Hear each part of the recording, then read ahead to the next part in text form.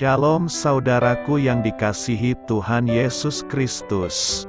Selamat pagi, salam sejahtera untuk kita semuanya. Selamat datang kembali di Renungan Rohani pagi hari ini. Semoga saudara yang terkasih dalam keadaan sehat selalu. Kiranya damai dan sukacita Roh Kudus melimpah di dalam hati dan pikiran saudara saat ini. Sebelum kita mulai renungan pagi ini, marilah kita bersama-sama berdoa. Tuhan Yesus, terima kasih sudah membangunkanku pagi hari ini. Terima kasih atas penyertaan dan perlindungan Tuhan. Semua karena karunia Tuhan aku dapat bangun dengan pagi hari ini. Aku menyerahkan seluruh aktivitasku hari ini ke dalam kuasa tangan Tuhan. Jauhkanku dari yang jahat, ya Tuhan. Tuhan Yesus, tolong lindungi dan berkati aktivitasku hari ini. Tolong berkati juga keluarga dan teman-temanku, Bapa Surgawi, oleh karya Roh Kudus. Tolonglah aku untuk menjauhi segala sesuatu yang melukai hati-Mu. Ampunilah segala dosa kami, ya Tuhan. Dalam nama Tuhan Yesus, aku sudah berdoa. Amin. Sahabat saudara rohani, pembacaan ayat emas Alkitab renungan kita hari ini terambil dari 2 Tawari 24 ayat 1 sampai dengan ayat 7. Yoas berumur 7 tahun pada waktu ia menjadi raja, dan 40 tahun lamanya ia memerintah di Yerusalem. Nama ibunya ialah Zipia, dari Bersyeba. Yoas melakukan apa yang benar di mata Tuhan selama hidup Imam Yoyada. Yoyada mengambil 2 orang istri bagi dia. Dari mereka ia mendapat anak laki-laki dan anak perempuan. Kemudian Yoas bermaksud untuk membaharui rumah Tuhan.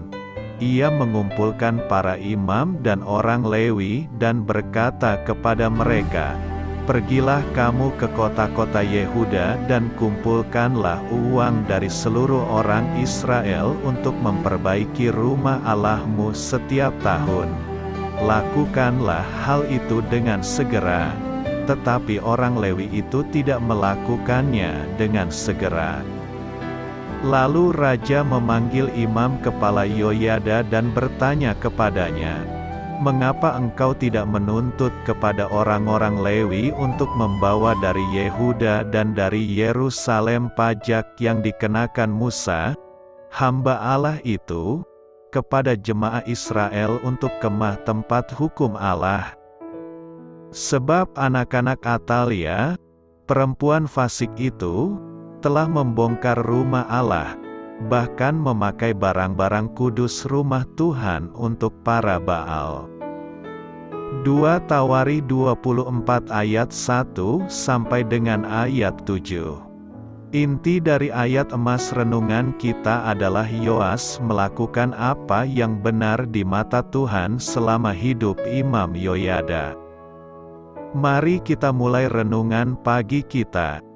Judul renungan kita hari ini adalah Bertumbuh Sepanjang Hidup, ditulis oleh Tim Gustafson. Ada banyak pertanyaan yang dapat dilontarkan seorang seniman muda, kata Linford di Twitter, penyanyi sekaligus penulis lagu dari duo musik folk Eclectic Over the Rhine. Salah satunya adalah, "Apa yang harus kulakukan agar terkenal?" Di Twitter memperingatkan bahwa tujuan seperti itu mengundang berbagai kekuatan destruktif, dari dalam maupun dari luar. Di Twitter dan istrinya memilih jalur karir musik yang tidak terlalu menyolok, yang membuat mereka dapat terus bertumbuh di sepanjang hidup. Nama Yoyada mungkin tidak terlalu dikenal, tetapi dirinya identik dengan dedikasi seumur hidup kepada Allah. Ia melayani sebagai imam pada masa pemerintahan Raja Yoas, yang sempat cukup lama memerintah dengan baik, berkat kehadiran Yoyada. Ketika Yoas masih berumur 7 tahun, Yoyada adalah pribadi yang mendorong pengangkatan dirinya menjadi raja yang sah, tertulis di dalam kitab 2 Raja-Raja 11 ayat 1 sampai dengan ayat 6. Namun, ini bukanlah hasil perebutan kekuasaan. Saat Yoas dinobatkan sebagai raja, Yoyada mengikat perjanjian antara Tuhan dengan raja dan rakyat, bahwa mereka menjadi umat Tuhan, tertulis di dalam kitab 2 Raja-Raja 17. Sang imam menepati janji, dan menerapkan perubahan-perubahan yang sangat dibutuhkan bangsanya. Sepanjang umur Yoyada korban bakaran tetap dipersembahkan dalam rumah Tuhan, tertulis di dalam kitab 2 Tawarikh 24 ayat 14. Karena pengabdiannya, Yoyada pun dikuburkan di kota Daud di samping raja-raja, tertulis di dalam kitab 2 Tawarikh 24 ayat 16.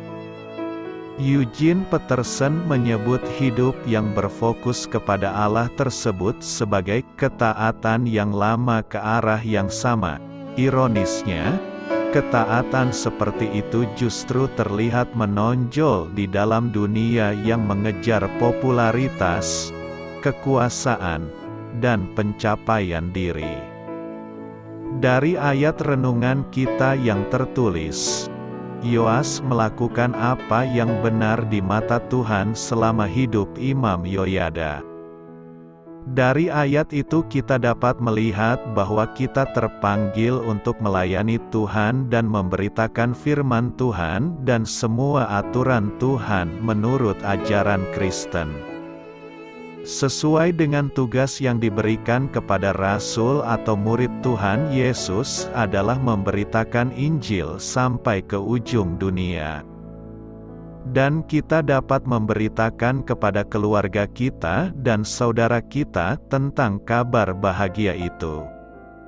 Semoga saudara penonton channel Saudara Rohani selalu diberikan kerendahan hati dan kekuatan. Amin. Marilah kita renungkan di dalam hati kita. Bagaimana Anda menjelaskan arah hidup Anda sampai titik sekarang ini? Apa saja perubahan yang ingin Anda minta kepada Allah untuk dimampukannya? Hal ini patut kamu ketahui. Dalam urutan tradisional dari kitab suci Yahudi, kitab 1 dan 2 Tawarikh diletakkan sebagai kitab-kitab terakhir dari Alkitab Ibrani, dengan fungsi sebagai ringkasan perjanjian lama. 1 Tawarikh dimulai dengan Adam, ada tertulis di dalam kitab 1 Tawarikh 1 ayat 1, dan 2 Tawarikh diakhiri dengan kembalinya bangsa Israel dari pembuangan, ada tertulis di dalam kitab 2 Tawarikh 36 ayat 22 sampai dengan ayat 23. 1 dan 2 Tawarikh mengisahkan sejarah yang hampir seluruhnya sama seperti yang terdapat dalam kitab-kitab Samuel dan Raja-Raja, tetapi dengan fokus yang berbeda. Kitab-kitab Tawarikh berusaha memberikan kepada bangsa yang kembali dari pembuangan itu suatu harapan masa depan dengan mengacu kepada Mesias yang akan datang melalui keturunan Daud dan kembalinya peribadahan di dalam bait suci. Untuk mengilhami kesetiaan kepada Allah dan kitab suci, kitab-kitab Tawarikh juga memberikan banyak studi tokoh yang setia maupun yang tidak setia. Dalam 2 Tawarikh 24, Imam Kepala Yoyada adalah contoh kesetiaan. sedangkan Raja Yoas hanya setia semasa hidup Yoyada, sebelum kemudian terbujuk oleh para pemimpin Yehuda lainnya untuk kembali menyembah berhala. Dalam 2 Tawarikh 24 ayat 17 sampai dengan ayat 18. Amin.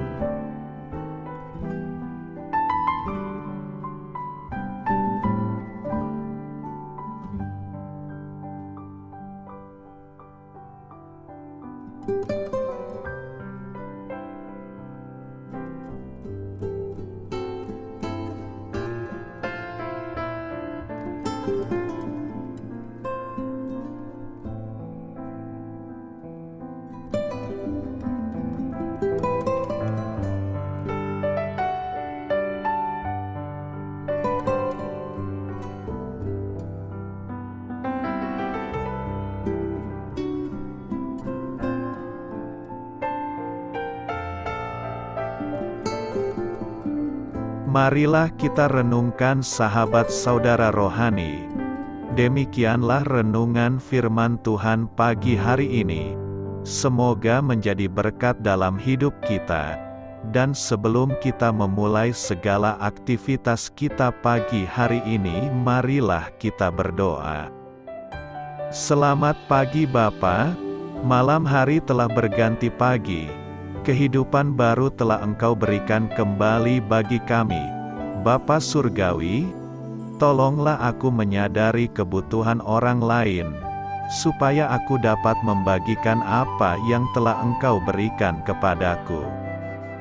Pada saat aku membutuhkan, berilah aku keyakinan bahwa Engkau akan mencukupkanku, melalui orang-orang yang mengasihi-Mu, bukan karena kami pantas atau layak, namun karena kasih karunia-Mu kami boleh ada, sebagaimana kami ada di pagi hari ini.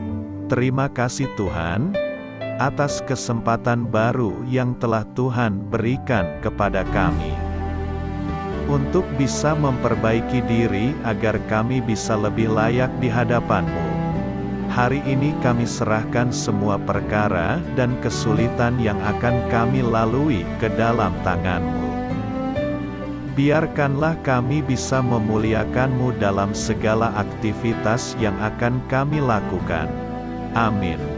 Biarlah firman Tuhan menjadi pengingat untuk kita semua, bahwa tuntunan dari Roh Kudus akan selalu memberi jalan keluar bagi setiap permasalahan hidup kita, dan memberi kedamaian di hati kita. Sampai jumpa di renungan pagi saudara rohani berikutnya. Kiranya Tuhan selalu memberkati saudara semua hari ini. Amin. Shalom.